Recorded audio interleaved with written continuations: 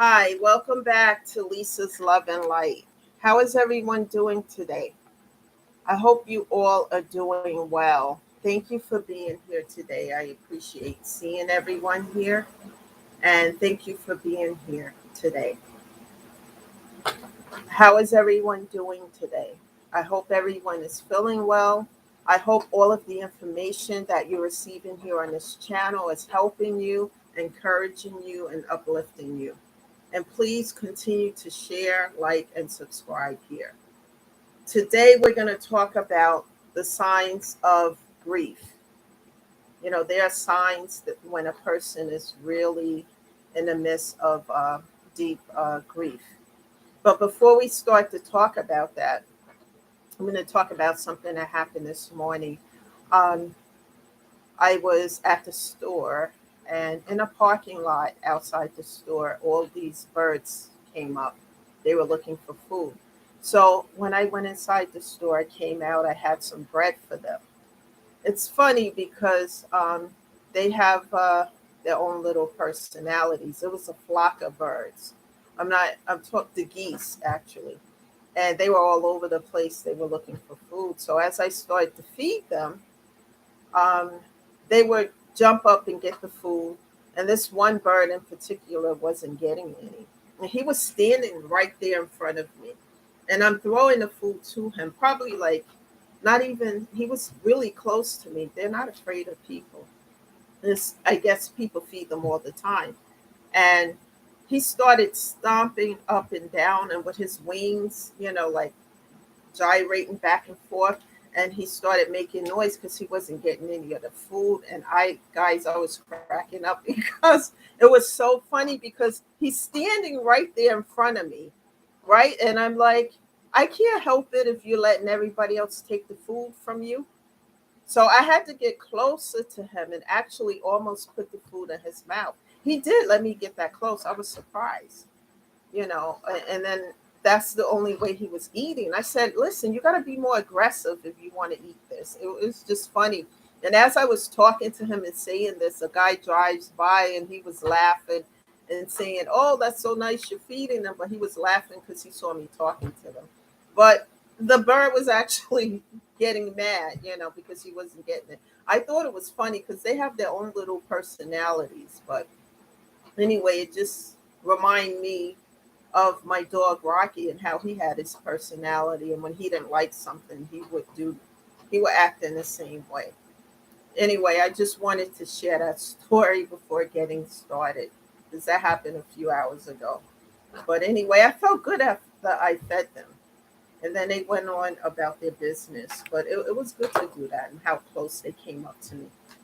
So we're going to get into the conversation. I have an outline of, so because sometimes after I leave here, I think about something that I should have said when I was here. So I made another outline today. Uh, we're going to talk about the signs of grief, especially from the loss of a loved one. And many of you who have experienced that, you know what that's like. However, it is normal for us to grieve our loved ones after they pass over, especially if we had a relationship, a close bond with them. Like I said, to those who may not know this story, who might be new watching this for the first time, that during the shutdown, I lost my mother and 10 other people, including my dog, due to COVID and other sicknesses related to COVID. And one person in particular actually took their own life because of it.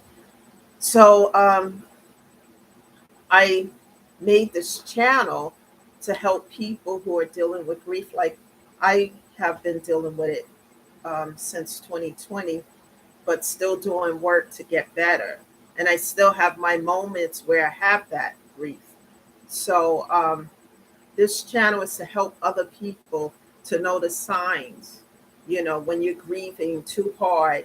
What I say here to everyone is that I'm not a therapist, I'm not certified, none of that. But I'm here to talk to you about what helped me because I was in deep, deep despair.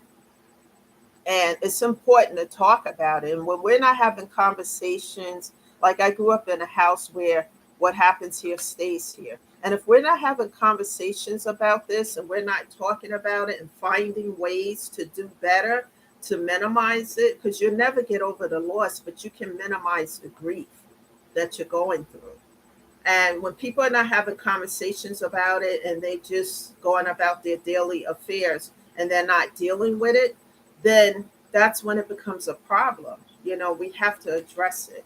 And that's why I always encourage anyone watching this channel, regardless of what state you are living or residing in, always Google a therapist in your area and find one that you connect with so that you can find ways through that to talk about the loss, talk about your loved one, what they meant to you, and how you are being affected by that loss. That's so important because if you're holding things in, there's not an outlet for that pain to escape and be released. So it's always important to do that, regardless of what other people feel. It's not about them, it's about you and your mental health and your physical health and taking care of yourself so that you can be okay.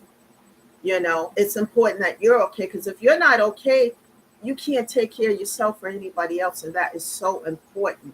I'm very firm on that. That is so important.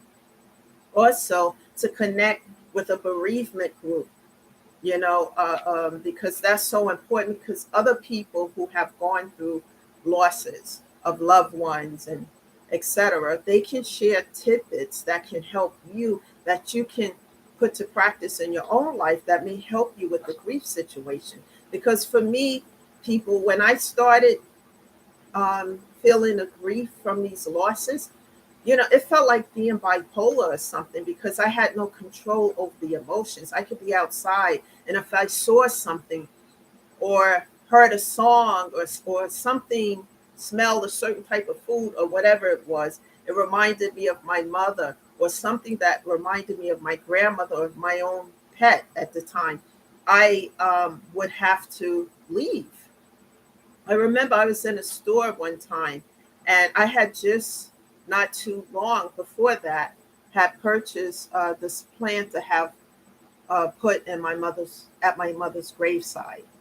And I swear, guys, I went into the store and there was a picture that resembled the plant that I had paid for to put at my mother's graveside.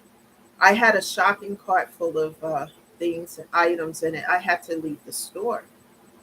And my grief was so bad back then that one time, and this is why I talk about so-called friends and why I just block people and cut them off because some of these people that I blocked and cut off, they knew how bad it was for me. One in particular, like I said, I never share gender and for the most part, and I never share particular details because that's not the purpose of this video or this platform at all. But my examples of what I'm sharing can help somebody else. I had the grief so bad that I would be balled up in a fetal position. And it was, it was really bad. One time I was out somewhere with a friend, so-called friend, I say now. And I had a song came on of some sort that reminded me of my mom or something because it was one of her favorite songs. And every time it came on, she came alive, whatever, and I was at the beginning stages of the grief because it hadn't been too long thereafter that she had passed away, maybe like 7 months after or so, 6 or 7 months. But in any event, what happened is that I couldn't control it. And for the first time, that so-called friend saw me in the worst stages of my grief. Went into a corner and I couldn't help it. And I was balled up in a fetal position, just crying and shaking uncontrollably. And all she could do is, all the person can do is just watch and say, wow, and that's when I decided that I had to do therapy. because I had to do the grief therapy because it was bad. And we were still in the middle of the shutdown. So none of us was back to work at that point, but it was really bad. And it was hard for me to take control over this situation.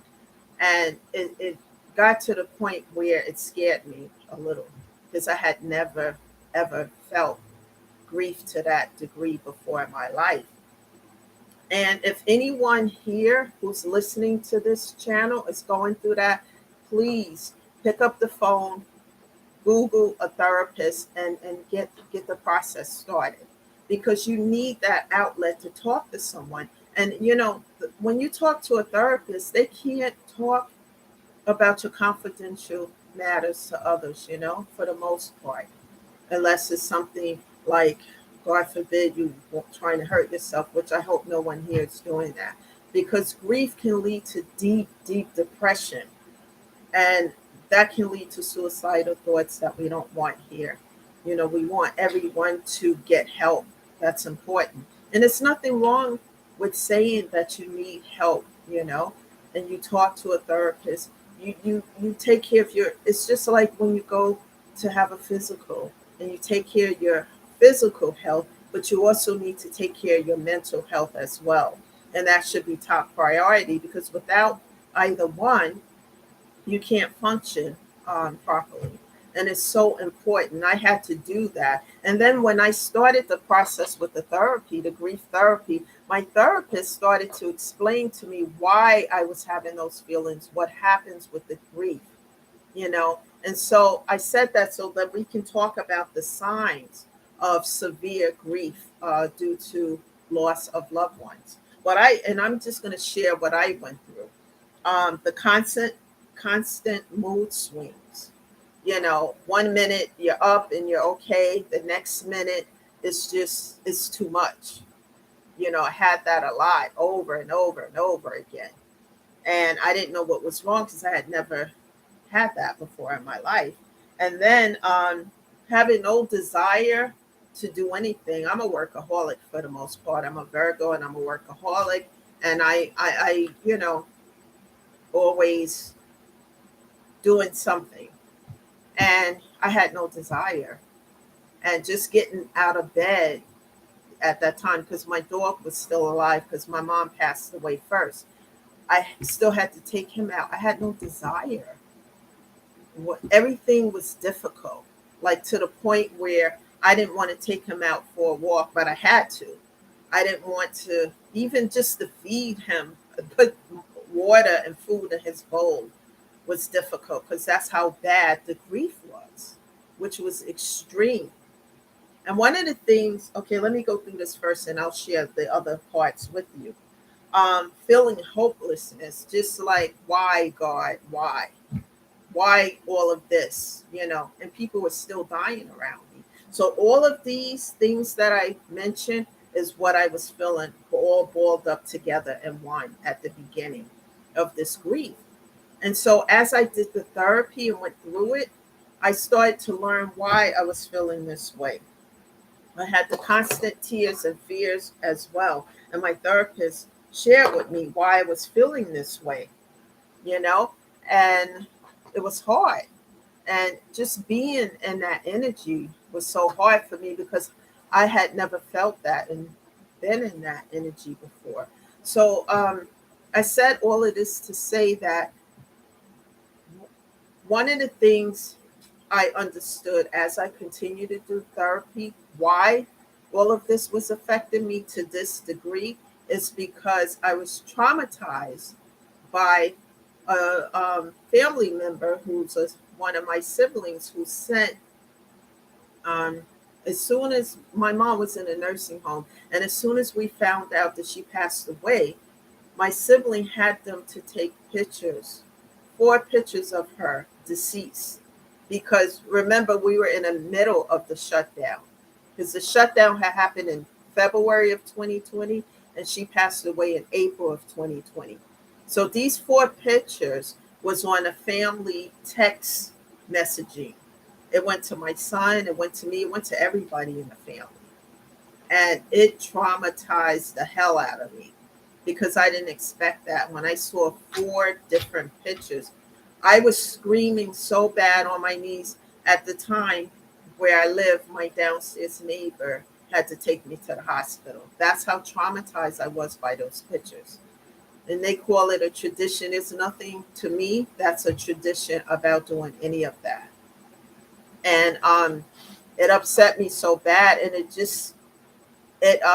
triggered some kind of extreme trauma in me, where I would be balled up in a corner in a fetal position. And and I couldn't help it. My neighbor would come, and she was really good. She's also not here anymore. Um, but at the time she was, and she was just comforting me and being there, and I was thankful to God that I had that, because I don't know what I would have done. And when I ended up in the hospital overnight, she watched my dog for me until I got home. But I was literally traumatized by those pictures, because one of them, my mom had a tube of some sort in her mouth, and I don't even want to get into that, but that one in particular just freaked me out.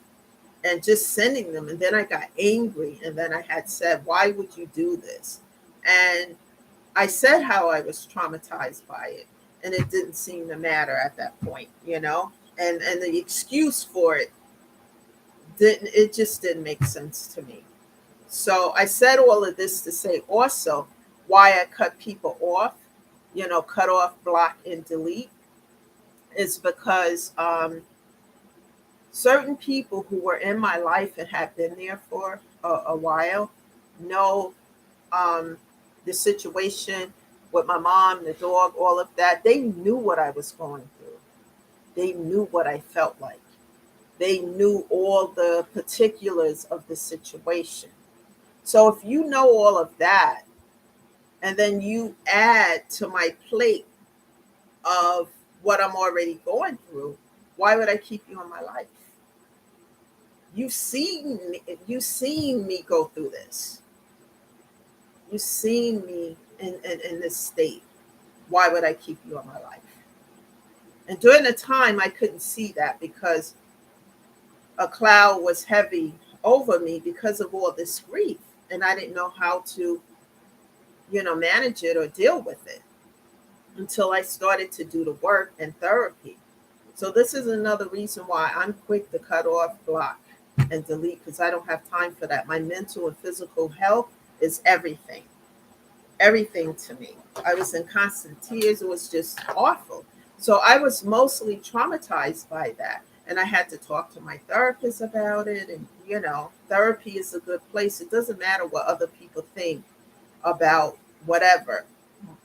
My mental and physical health is everything, because without that, none of us can function, and it just, and I do things to uplift that. Positive videos that I watch, and affirmations, daily positive affirmations. Look in the mirror and tell yourself that you are worth it. Know your self worth. And as you start to do the work and speak out these things and talk about it, then there's an outlet for that pain, you know? And then as you start to do that, and listen to music, and value your alone time, you know, don't overdo it, but value it.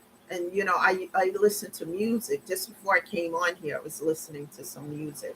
It helps, you know, and make sure you take care of yourself. You're eating properly, you're getting the rest. And one of the things that I started to do that I didn't do as much before is I value my relationship with God. I had one before, but I value it now, because as people were not there anymore in my life, because they were showing me who they are. So I turned to God, and that's what He wanted. If I don't talk about this, I had like this raging war with God, where I was just angry and questioning His existence, and etc., and going on. Sort of like I said in a prior video, like the lieutenant in Forrest Gump movie, when he lost his legs, and then he was on a ship with Forrest Gump, and he was having this war with God, and I did that for a while. But after I went through all of that horrific stuff and I got through it, and God has been there, and I made my peace with it. And as I began to make my peace with it and do what I needed to do to take care of myself, God has been there. And He has shown me time and time again that He's there to help me as long as I come to Him. Because I was the type of person that I always wanted to fix things. And we can't sometimes in our life. There are things that happen that is beyond our control, and we don't have any control over it, you know? But, I was the type of person subservient, always let me fix it. I can't. No, I can't. I had to learn, no, I can't. And that I have my own situations. And sometimes we need help, all of us. We're in human form, we're human, and we need help sometimes. And I needed to learn how to pray to God and trust Him and give things that are beyond my control to Him. Let go and let God. I'm not here to give a sermon from church or anything. I'm just sharing my personal experiences with my relationship with God and how it helped me. Because without that, I wouldn't have made it. And I had to learn how to do that and go to Him and pray and get my prayers answered. And one of the ways I did that is being genuine, being real, and saying and acknowledging the fact that I can't do this alone.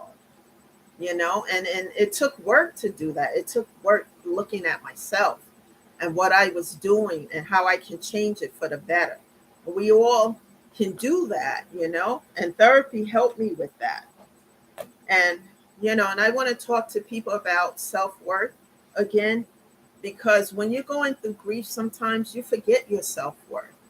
I'm remembering a time even when I was as 18 years old, and I was dating someone, and I had been dating this guy back then for I almost said 18 years, no, for a year. And what happened is that, this, for a while, because it happened a year or so, and he was very good to me throughout that time, well, charming, nice, good. And then one day, I was still living at home at the time, and my mom worked at night. And so one day he was trying to make plans for me to go someplace with him. He wanted to go somewhere, but I couldn't on a particular date that he wanted me to, because I had to do something for my mother. And I was the last one to leave home. So um, it was just me and her, and I had to do, what I had to do. And I explained that to him, and he wasn't trying to hear any of it, and said, well, I need you to be there. It was some event or something like that. I don't even remember, it's so long ago, but I'm trying to make a point here. So I grew up in New York, so we were in the hallway of the apartment complex where I lived. And he was going on and on, and I said, I can't go. I told you I can't go. And out of the blue, he hauled off and smacked me. For the first time, I had been, you know, with this guy over a year. None of that had ever happened. And he smacked me, and he smacked me hard enough that I fell down and hit my head. I swear, when I fell down, hit my head, I saw stars. And when I got up, I was in shock because I didn't expect that. You kidding me? And once the shock wore off, and it wore off quickly, people, it wore off quickly. And I punched him in his face, into his face. Yeah, I just punched him in the face because he had smacked me. And he went to hit me again. And I screamed out, we're done. This is over. And he didn't hit me at that point. He's like, you for real? Am I for real? Yeah, we're done. This is over. And I meant it. And I was 18 back then. And what happened shortly after that, he tried to turn that around and said that he was stressed out about something else. Anybody who's hearing this story, who's going through something like this, you know how this goes. So he was stressed out about whatever the situation. So he started trying to win me back with presents and things like that. But my mindset is still stuck on getting hit. And I had a lump on my head because when I fell down, I hit my head. And so this is not happening anymore. And so he continued for months. And after like 4 months and the realization set in that I'm not coming back, then he flipped the script on me. And I said, oh, I see who you really are. This is who you are. And this is why my decision is final and I want nothing to do with this. And even back then, I knew my self-worth not as much as I do today, to the point where I said this is not okay. And then I found out years later he got married, and he was very abusive to the wife that he was with. And I knew that wasn't going to be me. But I said this to say that even then, at 18, I knew my self worth to the point where I knew I wasn't going to put up with that. And even more so today, I know my self worth, that doing the healing and doing the work, that I'm not going to put up with any form of toxicity ongoing. We all have something and we still working on things. That's fine. As long as we realize it and we address it, and we're working on it. But toxicity and drama and crazy, yeah, no. When you're trying to heal and you're trying to heal your physical and mental health, none of that is okay. And I don't have a lot of conversations about this. I will talk to people about it, compromise. But when people think that they're going to just continue in that manner, I just say, okay, we're going to just, water and oil don't mix, and I'm done. And sometimes they don't believe that until they see, that I'm serious about it, because my mental and physical health is everything. And after everything that I have gone through, and being in that position, like where you're in a fetal position and you're just, the grief has overtaken me. I know what that feels like. I don't ever want to be in that position. And if anyone's want to see me in that position, they're toxic, because no one should ever want to see somebody hurting that bad. And if they do, I cut off, block, and delete. I have no words for that. And I have no patience for that, because it should be about healing. Yes, I'm loving life, but when it comes to everything about healing, and someone knows and sees what you're going through, and they still want to add to your plate of negativity and toxicity, I cut off and block, and I don't look back, because it's a path of healing and helping others, because it's important. Because when you don't take care of your physical and mental health, you can't take care of yourself or anything else. So it's important, people, to continue. And it's an ongoing process. It's not, okay, we'll work on this for 6 months and, hey, I'm 100%. None of us is going to be 100%. None of us. We always have to do some kind of work to heal that, because the loved one is not here. It's not coming back. He or she or the loved one is not coming back. And we have to work our way through it. And one of the ways I do too is I always keep my memories of my mom, my dog, and friends that I've lost alive, by telling stories about what they meant to me and how much they meant to me, because losing them, it hurts. It hurts a lot. But I know I have to go on. And that one of the things my therapist says to me all the time, in the beginning in particular, that my mother would never want to see me in this much pain for the rest of my life. And that is so true. And I'm saying to you guys, your passed over loved ones don't ever want to see you in this much pain for the rest of your life. They want you to embrace life, live it to the fullest, keep their memory alive, yes, but live your life to the fullest, and don't let anybody else tell you differently. Self-love on yourself, nurture yourself, and continue baby steps, because this is not an overnight process. It's going to take time to heal, because it's a great loss.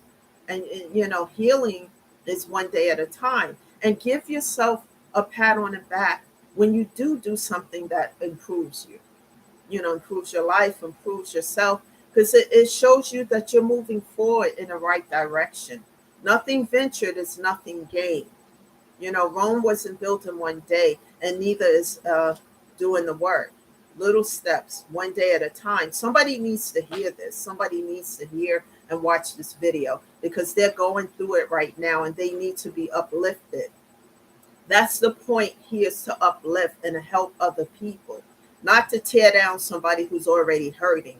That, that's toxic, and I have no room for it in my life.